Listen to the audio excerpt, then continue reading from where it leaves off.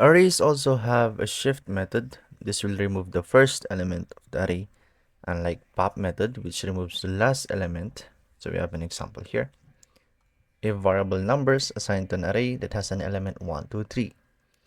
And we used shift method to access the array to add something, which to remove the something, which is the very first element 1. Therefore it would output the variable numbers 2, 3 only.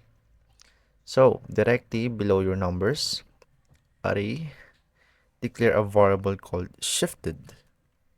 Okay, shifted,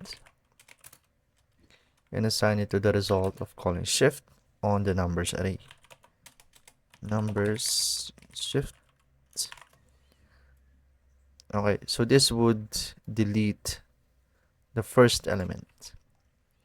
Then we console log the variable. Nice.